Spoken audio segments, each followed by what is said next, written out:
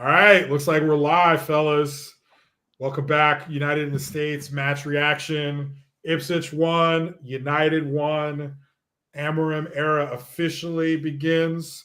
But first off, let's welcome back to the channel my man Kevin at Football Soccer TV. What's up, bro? Happy to be here, man. We could have dealt with the W better, but we'll get into it. Yeah, started so well. And then, of course, my man Mo at Yeah. Classic Man United, the hardest working man in the biz. Welcome back, Mo. How you doing? What's up? Good to be back again. Yeah, so let's just get right into it, fellas. Okay. You know, obviously, a lot of work ahead of us. The era begins.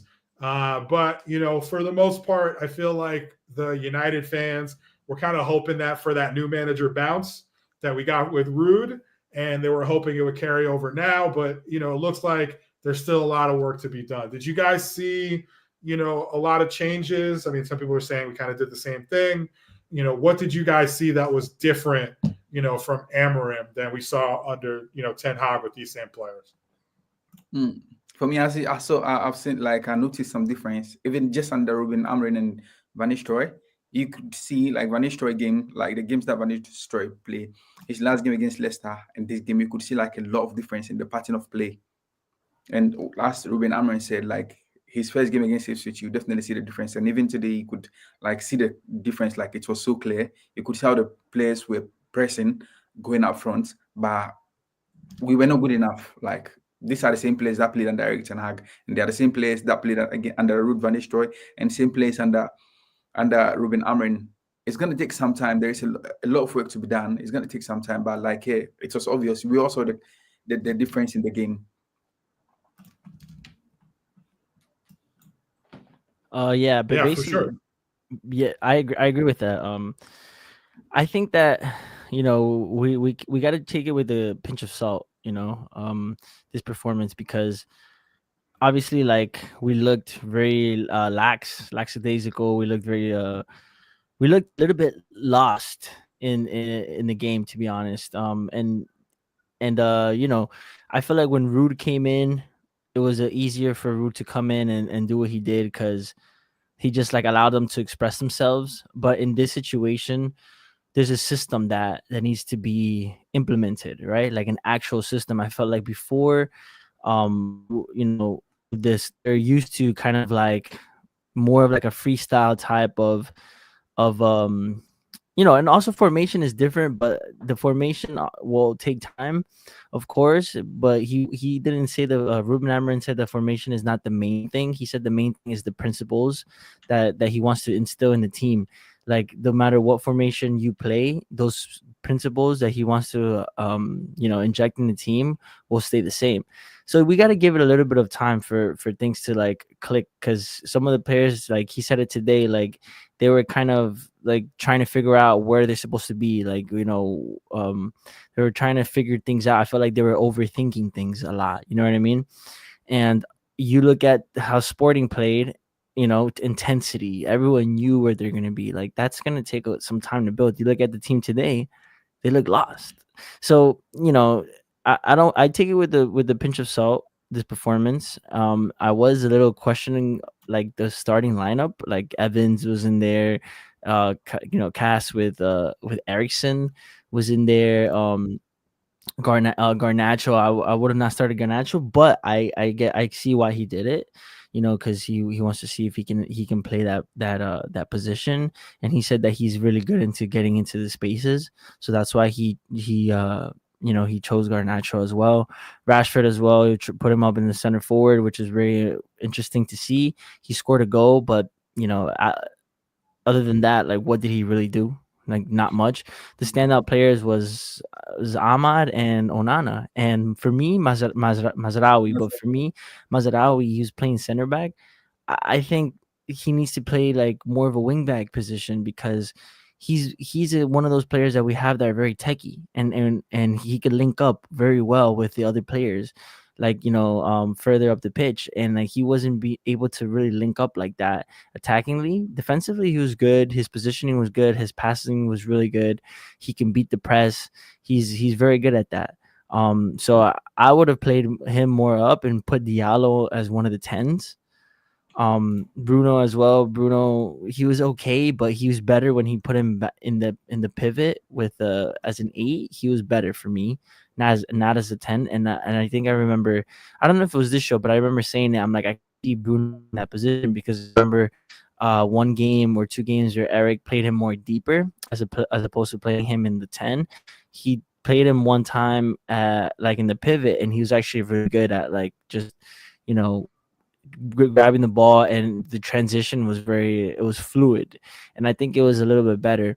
So, you know, he's just figuring out his team. It's gonna take a while.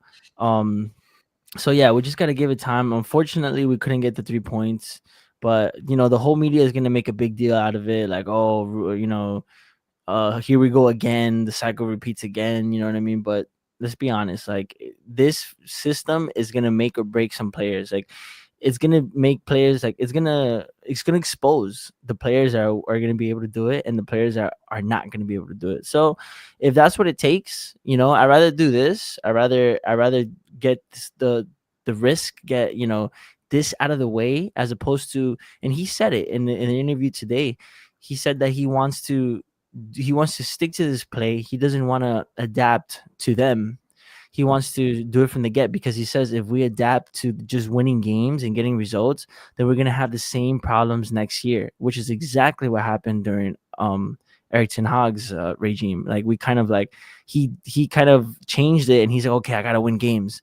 So now I'm just going to focus on winning this game. And then he tried to kind of like transition into his style the following year, and that's when it went bad. That's when things started going bad. So he's not going to do that. He's going to stick to his principles, and I'd rather that he does that now, and then hopefully in a couple months' time it'll be a lot better. You know what I mean? And they we'll see like a reward out of having that as a risk. So yeah, man, I'm not gonna get too carried away, but yeah. What about you, Chris? What did you think of the game overall?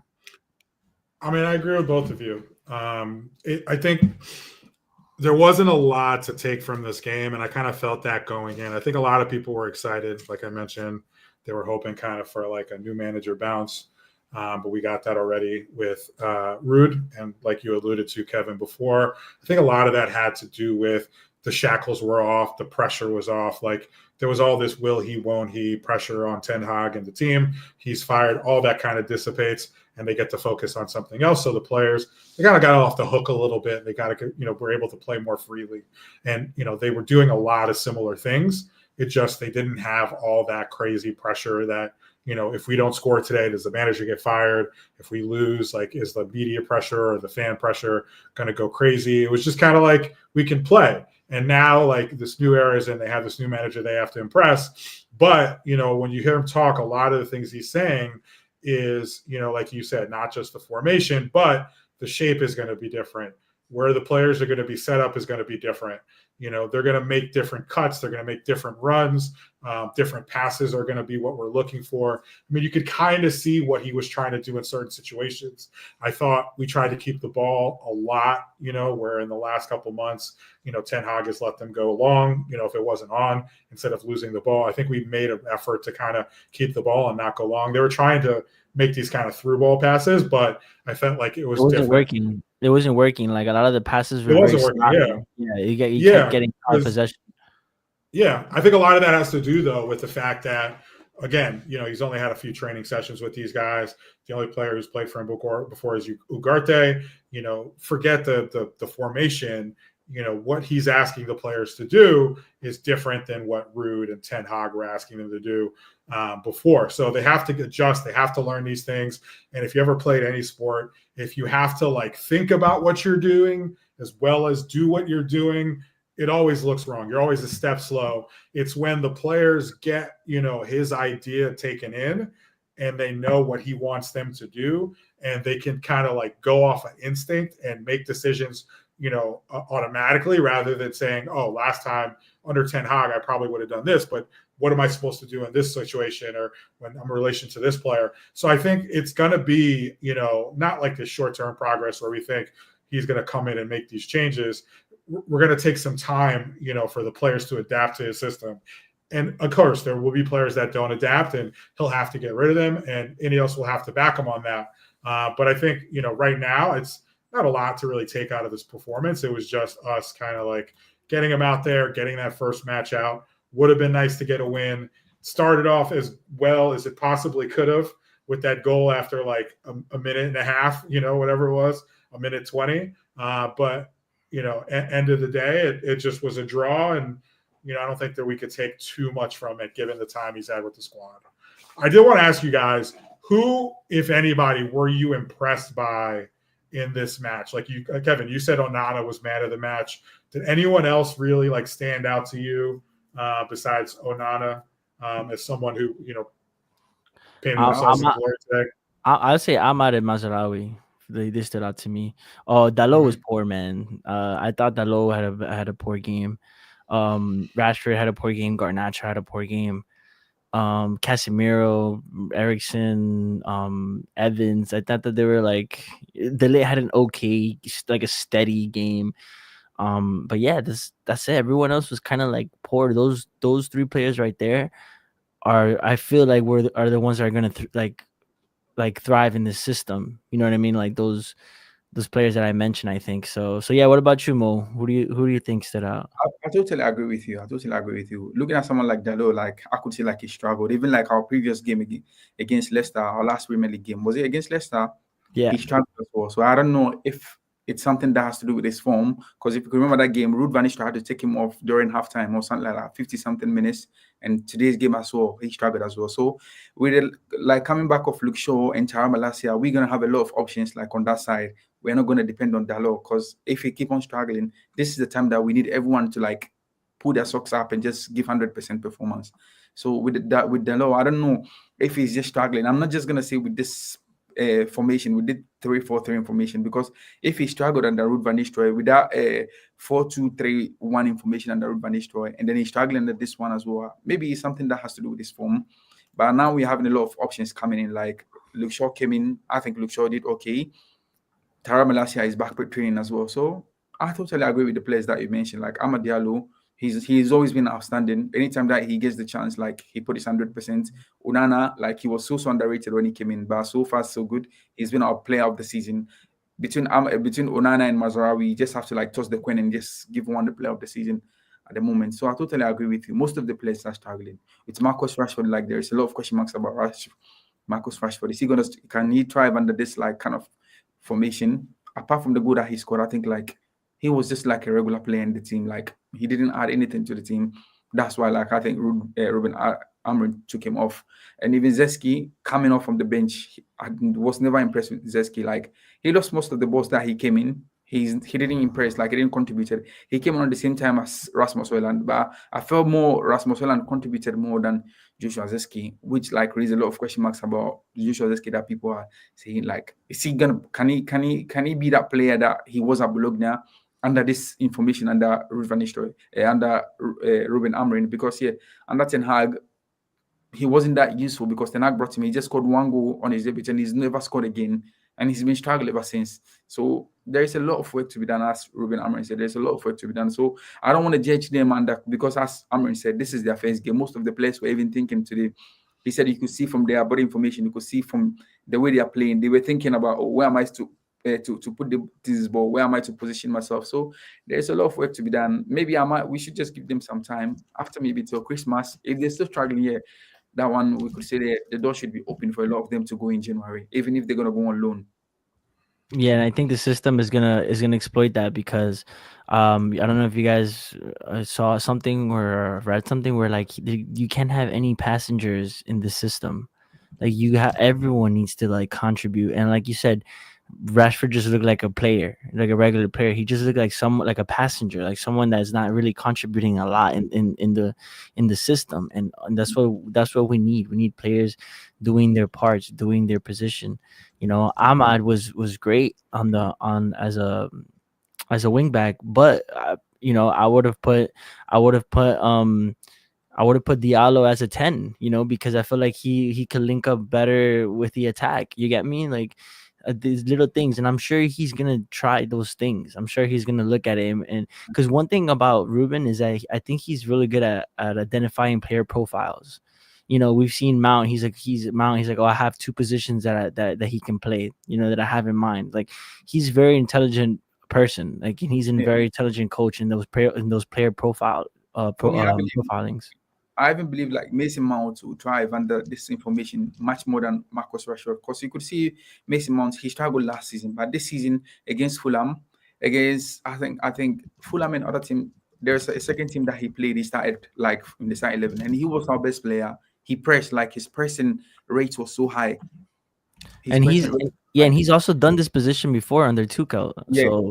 He's done this position as well. So he could, Mark Noon said like we should give Zeski time. For me, Zeski, I want him to be like to strive. Like what's the name? Rúben Amorim was saying like in this England here, we play 3 games in a week or 2 games in a week. You play the Premier League, you play probably maybe Carling Cup or FA Cup, and then you have the Europa League to play. You cannot be using one player or like every now and then. You just have to be rotating the team. So this is the time that we need everyone to give his 100%, because you cannot be using just Kobe Menu every week, every 100%. weekend, everywhere out. You cannot be using Bruno Fernandes you have to be like rotating the players. So if these players are not giving you their 100%, someone like Joshua Zeski, someone like Anthony, someone like these people, if they're not reliable, definitely the coach is not going to gamble on them. He's definitely going to use his 100%. The players that okay, this place will give me all that I want from them.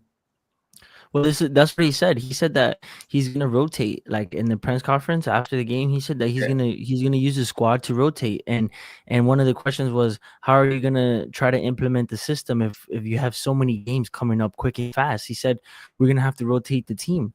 We're gonna, some of the players that are gonna play in certain games, or that's gonna be their kind of like training for the system, and then other players that he's not gonna pick are gonna have more time on the training pitch training the system, and then he's gonna have to rotate. So we're gonna see 100% rotation with the squad. You know what I mean? It's just a little bit tough when you're coming in like kind of in the middle of a season, not in the middle of a season, but like during the season. It's tough because especially when these players, we've bought a lot of players for different systems, different managers, different recruitment, different regimes. Like it's not so, it's not so like black and white. Like there's so much work that needs to be done, and I think that Rúben is the right guy for it, because of the things that the things that he's saying are the things that like I feel like a good coach would be able to bring out from this team. So we just got to be a little bit patient, and I'm excited to see what other players he uses in the next game, because it's going to be rotation. So I want to see how Mount fits, or maybe Malacia fits. You know what I mean? Like, and then little by little, suss out the players that don't that can't work, and let's talk about it a little bit. Maybe Rashford or Garnacho might not work in the system. We don't know yet, but in my opinion is that I don't think they won't, because if you look at Garnacho today, he was, I feel like he wants to be that like Ronaldo type-esque winger, and I don't know if he can afford to do that in this system, because it's very possession based, and if you lose the ball, then we're risking ourselves to, he wants to play a possession based style, and that's not going to suit him. So what's going to happen with him? Is he going to play Bruno as a 10, or is he going to keep him as an 8? You know what I mean? So it's going to be interesting to see.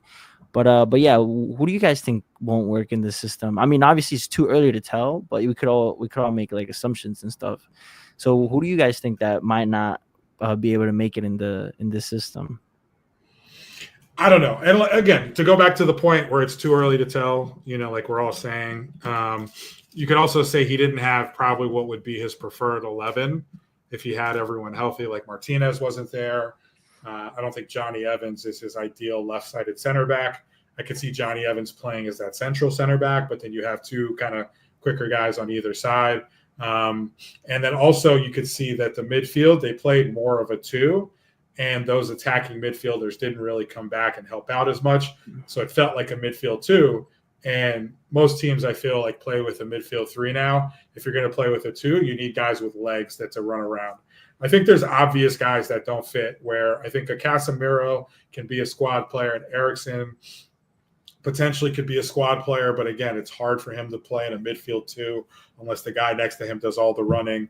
There was guys who were missing who were kind of easy, like Maguire and Lindelof, who I think aren't probably long-term options, whether they fit or not. But I think that is a great question. Instead of saying necessarily who doesn't fit, I would almost ask, like, what is a good front three for this system for this season based on the players we have? Because, we still need to score goals. You could say Rashford had a bad game, but we got the goal. And you can almost argue, like, where else is the goal going to come from if he doesn't score? So I wonder if, like, what would be the ideal front three for this team?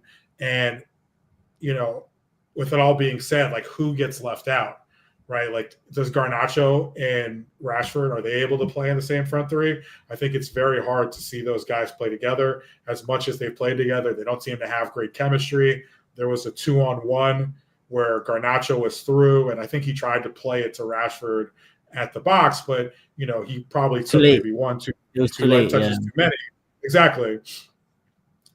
I think a lot of it's going to be about, relationships. And again, we'll see what happens when they have a few more training sessions together and if they can make it work. But at the end of the day, like, I think it's more about, these guys knowing what to do and when to do it.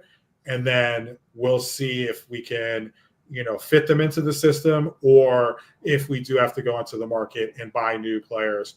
Because I honestly, like, I think Rashford is very powerful in the organization. I think Garnacho is very powerful in the organization. I think this is the time for Amorim to kind of put his foot down and say, like, these guys aren't going to work, because he has the most backing from the fans. Like, the media, whatever, they'll turn on him on the drop of a hat. But, like, from the fans, from us, like, this is the time when he has the most kind of, like, cachet, and he needs to go out there, like you guys are saying, and play the players and figure out, based on him playing and us seeing them trying to be in the system, who is not going to make it.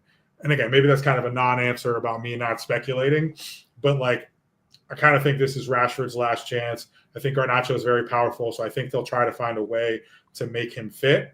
But like where does I hope not. I hope not, though, because not that I don't like Garnacho, but I don't want to have, like, these players like, oh, we have to try to make him fit. If they don't fit, then you don't fit. You know what I mean, right?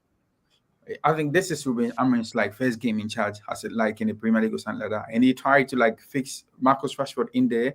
I think in the next game probably he might bench one of them, either Rashford or Garnacho, and then use Rasmus Hojlund. That's what I think, because we don't have an out-and-out striker in the team.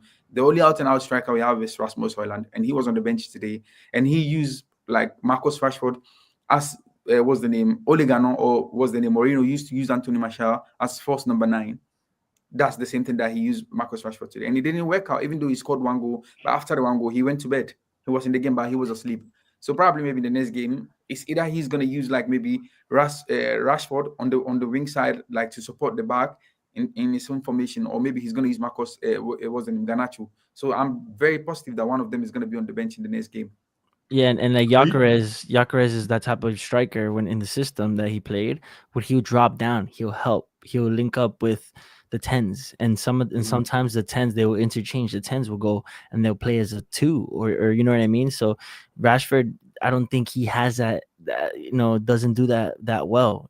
I don't think he has that. He doesn't do it enough, for sure. He doesn't do it enough. He tried to do it a few times today, and it looked like that they didn't know where the other guy was going to be. And maybe that's something.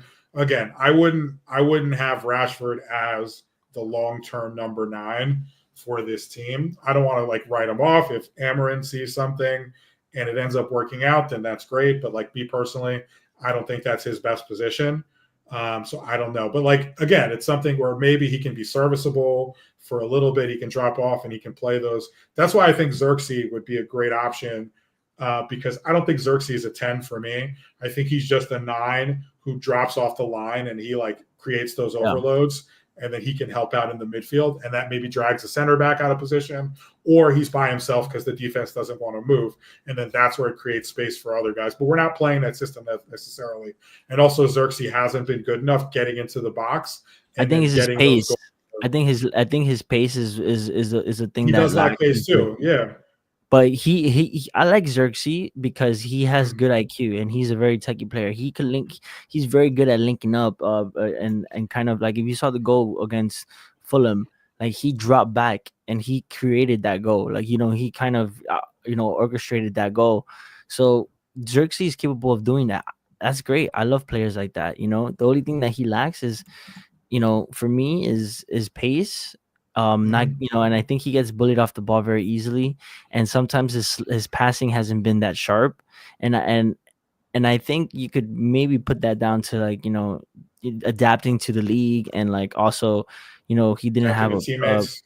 Yeah, and also preseason he didn't have that he wasn't that fit. You know what I mean? So I don't want to go too crazy on him, but on misplaced passes and stuff like that, because the whole team is misplacing passes. The whole team. It was they just look very sloppy, and it was pissing me off. It was frustrating me, but we just gotta take a deep breath and understand that first game. I'm kind of glad that in hindsight, I'm kind of glad that we got this result, not because obviously we needed the 3 points, but because if we're gonna suffer, we might as well do it now and learn from our mistakes now, because I'd rather do it against Ipswich and then go into Arsenal and then getting battered by Arsenal or Man City. You know what I mean? We have Man City and Arsenal coming up in these big games. We have the Europa League. We can't afford to drop any points in those games or get battered again. So I'm okay with that. I'm okay with the point. We just gotta build. We just keep building. Rotate the squad, and hopefully these players are up for it. We'll see.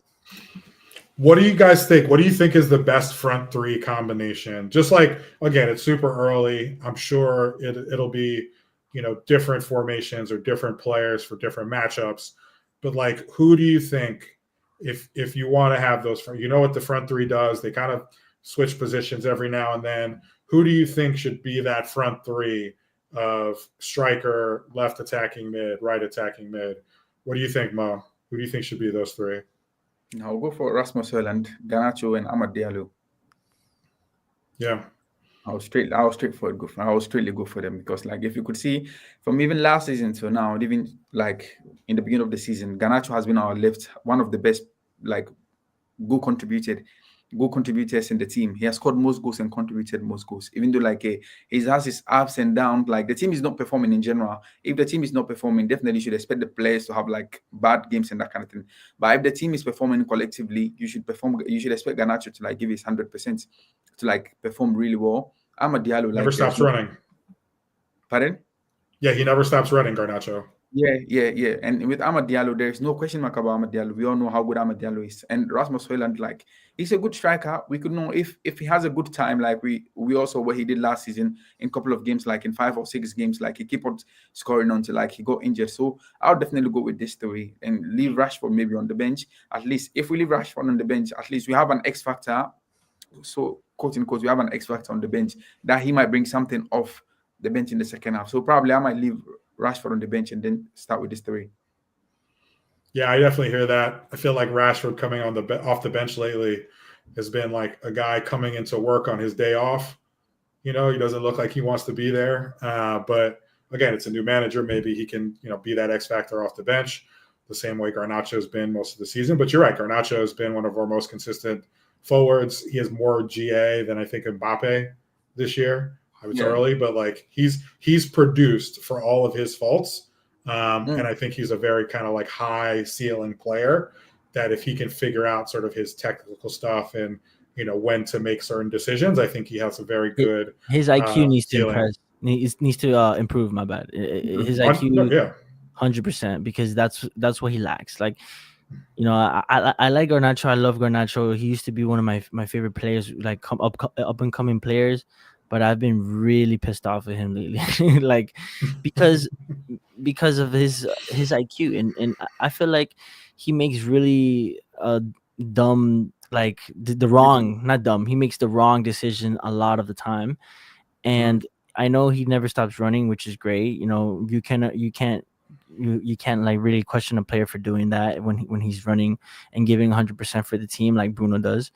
And he has been scoring some goals, but for me, like you said, that outweighs what the things that the wrongdoings of what he does. I disagree. I think that for the way he plays is more of a detriment to the whole team and system than than actual him scoring goals, because at the end of the day it is about scoring goals and all these things. But I feel like in some ways he breaks down the play, like he doesn't like link up with the players as well as I'd like to, so I would put in the front three, I'd put probably Ahmad. I'll definitely put him on the right. I'll put Hoyland on top, and I'll probably put Xerxes on the left, just to kind of like have two tens, or that 10 that Xerxes is could also play as like a 9. I would like them to have like link up and actually create for each other. You know what I mean? Because for me, I think that a goal where you create as a team is way more impressive than a guy who just cuts in and shoots. You know what I mean? Don't get me wrong, I love those goals. Those are amazing goals, but I can see Garnacho come in as like the X factor. You know what I mean? When we need a goal or something, and maybe Garnacho can improve on it, which I really hope he does. Because if he does, I think has contributed more to the club this season. Garnacho and Zeski. No, yeah, I agree. He definitely has, but for me, I'm looking at more of a system, more of like a system based. In this system, I don't think he will thrive as much. That's the way I'm looking at it. But in if you're talking about like a 3, kind of like a front 3 system, Garnacho will definitely be better, 100%. But I don't know. We'll see. Like, it's too early. Maybe he'll find a way to like embed him in the team, or maybe he'll play him wing back, which I don't think he can do. I don't think he has it in him to do it. But who knows? We never know. So I hope that he finds a place for him in this team, because he, like you said, he has a high ceiling. He definitely has a high ceiling, but it's up to him. He needs to take everything that Rúben tells him to do in the system and apply it. And if he doesn't apply it, then his ceiling is not that high. You know what I mean? So I hope that he does. I hope that he does, because I really like him. So yeah, we'll just see. We'll see what happens. Yeah, I hope he figures it out as well. I think he plays like he's the man still, like he was at every youth level. But it only works if you're able to pull it off, or if you kind of grow into that role. I think if you look at Ronaldo when he came in, I think a lot of people had problems with him because he had this mindset that he was the man. And, there's a story of Ruud basically making Ronaldo cry because he's like screaming at him, like, stop doing step overs, just cross the ball. And, they went back and forth, but like Ronaldo kind of grew into that player. But I think he was still kind of like trying to make plays for other people, trying to share. I think Garnacho is almost like skipping that step. If you understand, like he almost wants to skip that step and go straight to Madrid Ronaldo and not be, early United Ronaldo. But I think he'll get there. It's just a question of, where he fits in at the system. For me personally, like what I would go with, and I think it's going to change, I like the front 3 of Hoyland, and they'll kill me on this, Hoyland, Ahmad, and then Mason Mount. That's not bad. It has to be Mount staying healthy. I'd have that. That. I think Mount is very good at pressing and working hard and getting in the right positions. He knows how to play in the front 3. He played for I think it was Lampard at Derby. I think they played a front, like they played a 3-4-3 system similarly. And then we got somebody saying hello, Fernanda. What's up, Fernanda? How you doing? But yeah, I think that front 3, it's hardworking. I think Ahmad, he's shown that he has the work rate as well as the technical ability, and he's like, again, one of our best players today. You could see, even though everyone didn't know what they needed to do, it was like he was fighting, he was battling, he was winning his battles, he was making plays. He was, making passes. He was doing 1-2s. I think he's the guy that if he was in the attacking third, then we might have had a different result today. But I think he's better in some cases. He's more suited to that than Bruno is in some cases. I agree with you. Yeah, I think there's going to be cases where Bruno makes more sense. And I don't think Bruno was terrible today.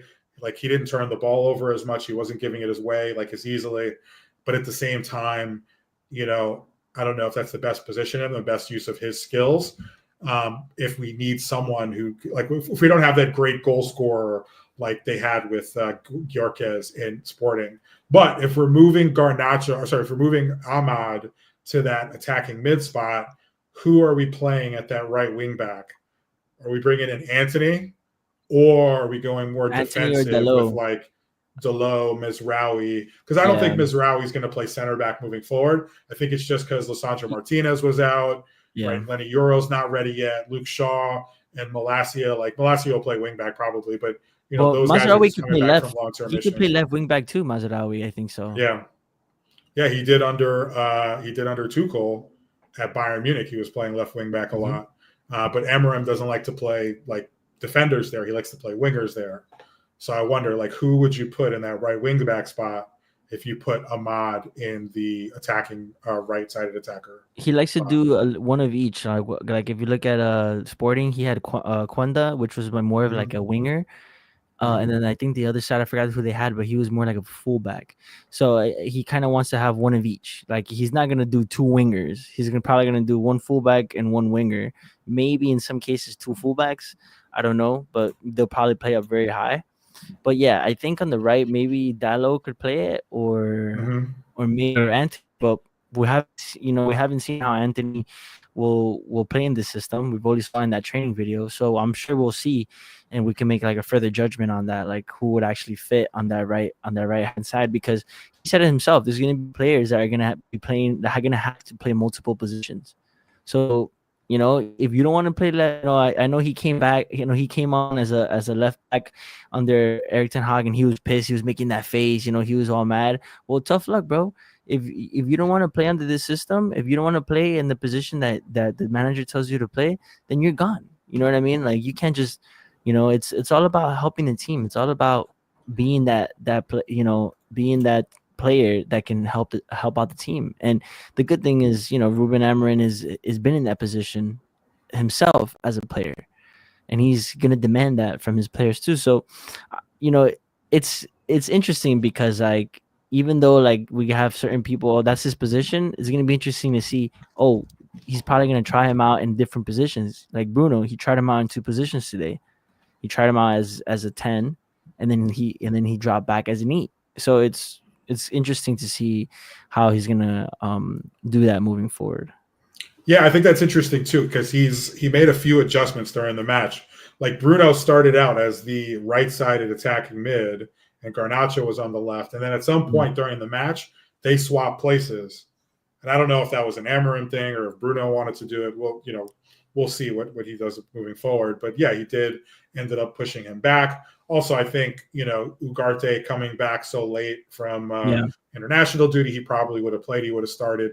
We never know. Like Maino too. We need to wait till Maino. Yeah. Maino could also play as a 10 in the 10 position. He could also play as an 8. So he'll probably have Maino try both positions out. And Maino is in one of those 10s. It wouldn't be a bad shout. He could play it. I think. No, I think he is good too. He's very good. With his close control. But I honestly wouldn't necessarily put him there until I know we have the 2 6s to play there. Right. You know what I mean? That's one thing that I think would worry me. But yeah, go ahead. No, I was gonna say I think he'll use like one of the 6s will kind of be more as an 8. So that he could also play Kobe there as like that 8 and have like Ugarte or whoever kind of stay as that 6 or whatever. So there's options, man. There's options. Yeah. So we have Europa League coming up on Thursday. We're playing Bodo Glimt. They are where are they in the standings? They're actually looks like they're around where we are. But yeah, so what are we going to do then? Like, what do you guys think we know he's going to rotate. We know he's going to make changes. What do you guys think as a starting 11 for Bodo? Oh, they're actually ahead of us. They're 12th, and we're 15th. So it's a must-win if we want to make it to the next round. What do you guys anticipate for the Bodo Glimt match? Like, what do you think you're going to do, like lineup-wise? Do you think he's going to do like a lot of the same, or are you expecting a completely different team?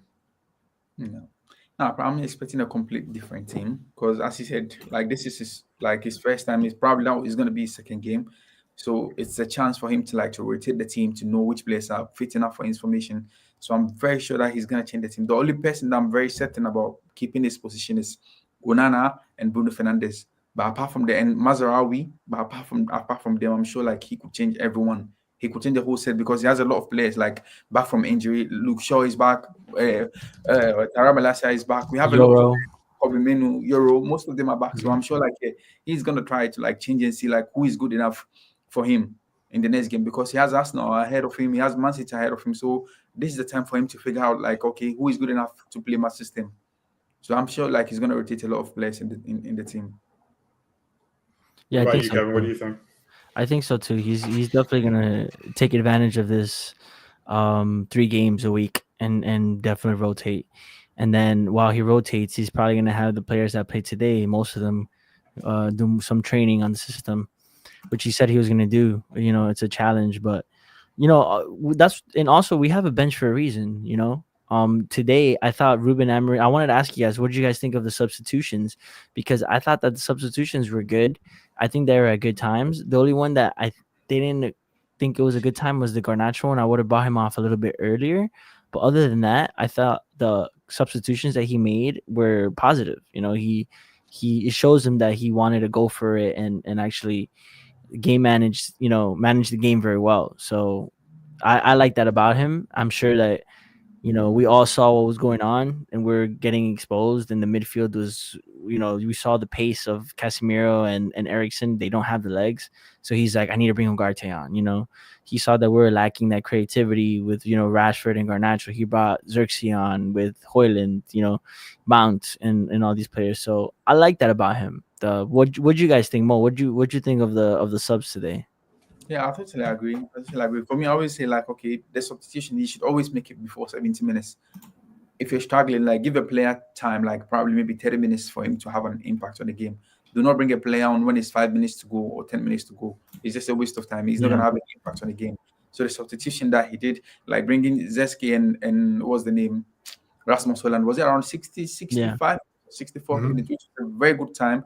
We had a bad game, but despite that, you could see like, okay, they had some impact on the game.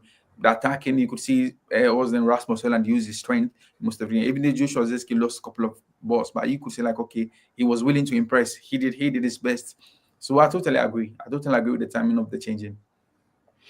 Yeah, I like the Shaw sub as well for Evans.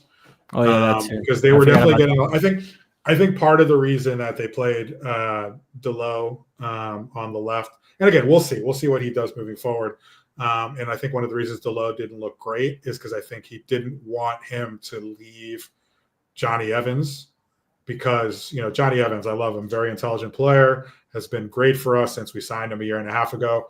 But what he doesn't like to do is he doesn't like to step up and challenge people. He doesn't like to get caught in space. And I think they were getting a lot of joy on that side. I mean, honestly, they were getting a lot of joy everywhere.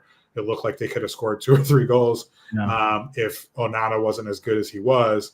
But I think making that sub and bringing in Shaw, and Shaw had a little bit more pace. He was able to get out there, challenge the Ipswich forwards a little bit more.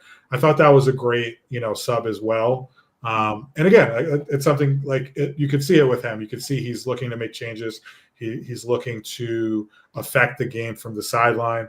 You could say that about Ten Hag. He was very stubborn. He was, very slow. Even back at Ajax, they used to say that. They were like, you need to get used to it when he moves to United. He's a little bit stubborn and he'll stick with his plan even when you think he should change. So I think it's a little refreshing. And he had, the strongest bench I think we've seen all season, basically. And when you have all those tools, you need to go out and use them. And I'm happy he was able to do that. So we'll see what he does, on Thursday with Bodo Glimt. I agree with both of you guys. I think he's going to make a decent amount of changes. Maybe he'll change up, the structure a little bit, not necessarily the formation, but, maybe he'll go a little bit less defensive and try to go a little bit more attacking. Maybe it's, maybe it's 2 wingers. Maybe it's someone who he thinks is going to be a little bit more attacking at that left wing back spot. If he has, Shaw he can rely on, or Martinez. I hope Martinez is back soon. No one's really said anything about his injury, but I think he's a player I think would help unlock the system just with his forward passing and us trying. I think Euro too. And Harry Maguire is even good enough. Harry Maguire is good if like in a very good day. Harry Maguire is really good. Like he's passing forward, he's pressing up. Harry Maguire is good if he's fit. He wasn't in the match day squad, and like there hasn't been any updates about him. I don't know if he's injured or what's wrong Yeah, with he's him. been injured. He is injured. He's injured, yeah. Mm-hmm. Uh-huh. But Euro's back, and Euro is perfect for that system as like a right center back. So that's another player. I feel like the players are coming back at a good time, because if imagine like we switch managers and then we had like 5-6 players out, like it would be so much harder, because we would be so limited in the players that we can choose. At least now all these players are coming back into fitness. So, and we have a lot of games. You can make subs and put in Euro, or put in like Martinez maybe, or Shaw, Malacia. I'm sure we're gonna see Malacia next game. And even he added Godwin, this guy from the under 16, Kukonki. Yeah, Godwin Conke. He added. I'm so excited about that guy. He's a left wing back as well. So he added him in the squad. So who knows? Probably he might use him, because Dalot. I'm not comfortable with Dalot like on the left wing back. So I'd rather prefer to have the under 16 guy, or maybe Harry Amas. Maybe, who knows? Just give them the opportunity. Like, let's see who is better there. Or maybe the guy Cheeto. Maybe he'll put him in the front. Martin, Maybe who knows? Yeah, maybe why not? Maybe he'll get a run out later in the year. Yeah, because Højlund's a little young. Yeah, that's true, but he likes young players. Like Quenda was, how old is Quenda? 17, and he was starting against City in the Champions League. I don't think that's true. I think Chidi Obi Amar, whatever. He's like 16 still. And I don't think he touched 17 for a few months. Maybe in like one of the cup games or something like that. Maybe when the FA Cup comes, maybe he'll bring him for like FA Cup games. And I feel like he's gonna want to see how the players, like this season. We gotta kind of understand that this season is gonna be him figuring things out. Like he's gonna figure out the players, if they're gonna be good enough for the system, and trying to embed them in. That's the challenge that you have with changing, a system in the middle of a season, like I said before, where players aren't used to it. So yeah, man, it's gonna be very interesting, and we just gotta back this guy. We gotta give him the patience. Obviously, we gave every manager patience, but if next, hopefully by next year, that system is going to be more embedded into them, because he said he's not going to change. And I like that he's like, we have one way of playing, and that's the only way we're going to play no matter what. And that means that he believes in the system, and he said the players also have to believe in the system, because if the players don't believe in the system, then it's not going to work. And the reason how you do that is just by embedding that into these players, coaching the system into these players, where it becomes second nature. It's not really like they're confused or they're lost. So, that's going to take some time to build 100%. Yeah, I agree. And I'm excited about the youth. I'm excited about a lot of players coming through the academy. This guy Kukonke could be a left center back. He's played left back in the past. He's 6'5". Like, you look at this brother, he looks like a football player. Like, he looks huge, like bro. He's tall. He's so big, tall, and he's not just a goon either. He's like a very technically gifted player. He's good on the ball. He's very agile. Like, this is a guy who I'm happy to see. Obviously, Chidi, LaSalle, Kone, who we brought from Mali in the summer. There's a lot of good talent. There's Ibrahimov, Shea Lacey. There's a lot of good young players in the academy, and that's one thing I think, like, when I heard that Sporting paid Braga 10 million euros to sign this guy, like I was like excited, because Sporting's not a club that has like a bunch of money. He's probably their third or fourth biggest signing ever is this guy Rúben Amorim, and he's like barely been a manager when they brought him in. And then to see him, he brought through, I think it's something like 25 or 35 youth players from Sporting. United has always had that history. They've always had that ethos. You bring through the youth players, you give them a chance. Like, we have the class of 92 is probably a part of our, best, spell in history and United's history. They were the backbone of that. So I think there's a lot to be excited about moving forward. And I hope, he's given the time and the grace by the fans to kind of let this system come into place, to bring these players through, and then we got to weather these kind of like early issues, and hold on to like the little bits of progress we see, so he gets the time to kind of put that team in place to build for success moving forward. But that's just me. That's me. I'm Mr. Positivity. I agree with you. I agree with you, though. Yeah. Hopefully, we can all maintain that moving forward, and we can, keep a level head, because there's going to be some problems. There's going to be some issues. There's going to be a loss here and there where maybe the fans will blame the players more now than the coach. But not only that, the coach is very transparent with us. He's very honest. Everything that like he says in these press conferences are like things that we've been seeing, and then things that he can like. He's just very clear with his intentions and what he wants to do with the players, and he's very honest. He said he'll back his players, but he's also very honest. If he doesn't think his players can do it, he's gonna say it, and that gives like the fans, right, more of like a more patience, because we understand his way of thinking. You get me? I feel like under different managers, like we wouldn't get certain things. Like for example, like I don't like to come back to Eric Ten Hag, but this is the most recent example. That's why I'm comparing it to him. But like when why were we so bad? He's like, we weren't bad. We played well. And you know what I mean? Like he'll try to gaslight you into thinking that we played well. But with Rúben, it's different. You can tell that he's gonna be like, this is what happened wrong today. This is why it happened. This is what I'm gonna do to try to fix it.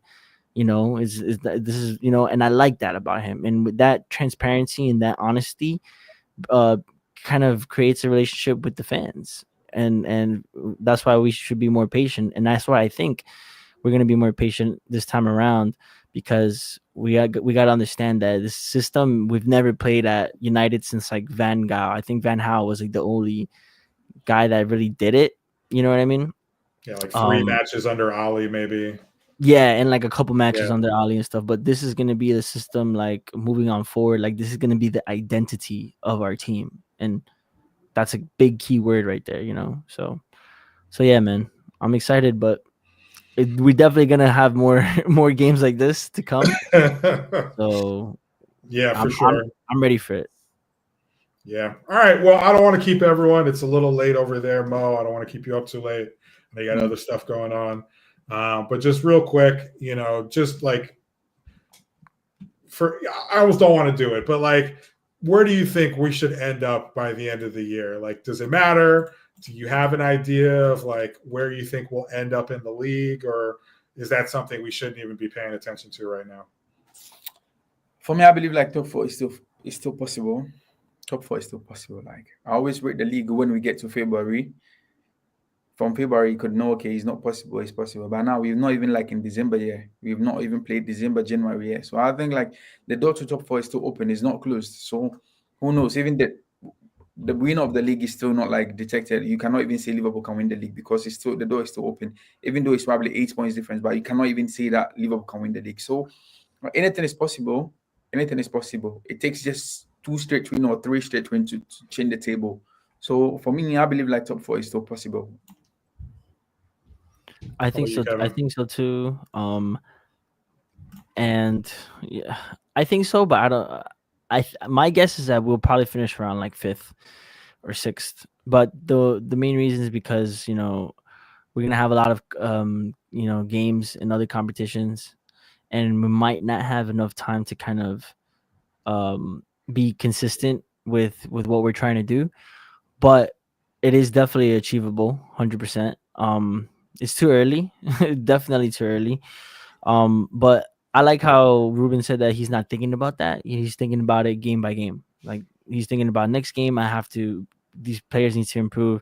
And if you take that approach, then you will get top 4. Because if you're like, okay, what can I improve from the previous game, and you're gonna improve each game in each game, then eventually you'll start winning games and creating consistency, and then that leads up to either trophies or top 4. So we just gotta take it game by game for now, and it's our job, right, to make the predictions as fans.